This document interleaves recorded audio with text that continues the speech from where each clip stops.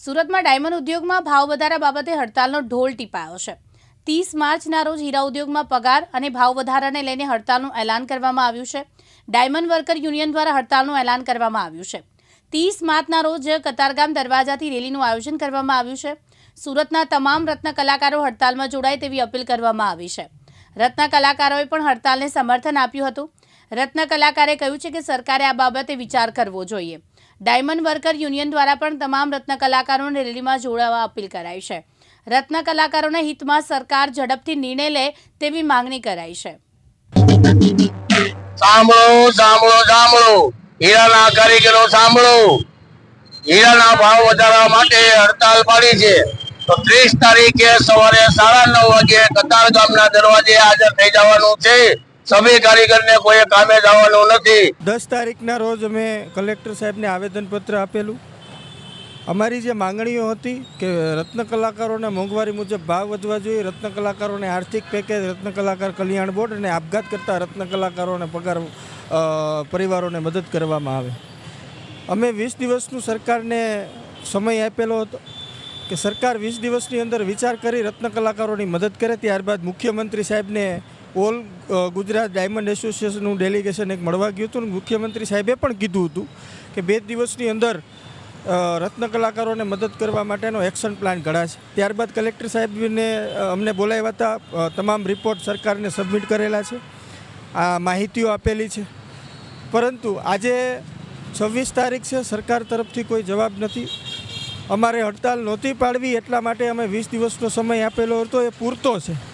પરંતુ ના છૂટકે રત્ન કલાકારોના અધિકારો માટે લોકશાહી ઢબે અને સ્વયંભૂ રત્ન કલાકારો કામથી અળગા રહે અને રત્ન કલાકારોને જે પ્રશ્નો છે એને વાચા આપે એટલા માટે અમે હડતાલ પાડવા માટે મજબૂર બન્યા છીએ। હજી પણ અમે અપેક્ષા છે કે સરકાર રત્ન કલાકારોની વહારે આવશે તો મુખ્યમંત્રીએ જે કમિટી બનાવી હતી એ કમિટીની અંદર પ્રફુલભાઈ પાનસેરિયા, આપણા શિક્ષણ મંત્રી, ગૃહ રાજ્યમંત્રી હર્ષભાઈ સંઘવી, આ તમામને આદેશ આપવામાં આવ્યો હતો કે રત્ન કલાકારોને મદદ કરવા માટેનો એક્શન પ્લાન બનાવે।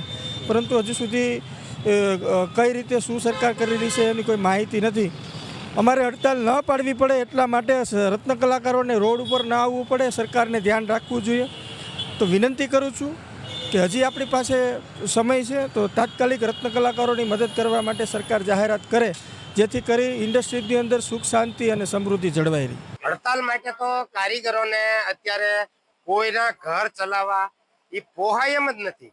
કારણ કે જો શેઠિયા જ એને જો સલામતી આપે તો બિચારા ઘર ચલાવી શકે ને। એટલે આ માટે સરકારને મોદી સાહેબને જ આમાં ધ્યાન આપવું પડે કે હીરા માટે ગમે ત્યાં મિની બજારમાં કે ગમે ના બધે ભાવ વધારા કે ગમે ના હીરાનું આખી પ્રોડક્શન કે ગમે એ થતું હોય એ બધું કરીને અને શેઠિયા કમાય તો જ પાછા મજૂર લોકોને આપી શકે। બાકી ઘરમાં કોઈ પણ અત્યારે 5,000 રૂપિયા કારીગરો માટે કોઈને વધતા નથી। બોલો, ઘર ખર્ચા ચાલે છે અને આખું સુરત 9 રાજ્ય માટે 10-9 કેટલા રાજ્ય કયો આખું સુરત આની માથે ટકી રહ્યું છે। તો આ સરકાર કેમ ધ્યાન નથી આપતી? બાકી આ આંદોલન જે આ હડતાલ પાડવાની છે એ તો પાડવાની જ છે। અમે એક કારીગર તરીકે જ કહીએ છીએ કે રોજી રોટી મળે એવું માટે સરકારને ધ્યાન આપવું જ પડે। તો આમાં મોદી સાહેબ કેમ ધ્યાન નથી આપતા અને કેટલી તકલીફ પડે છે મજૂર લોકોને એ તમે જાણતા નથી। આમાં લોકો મરી પણ જાય છે।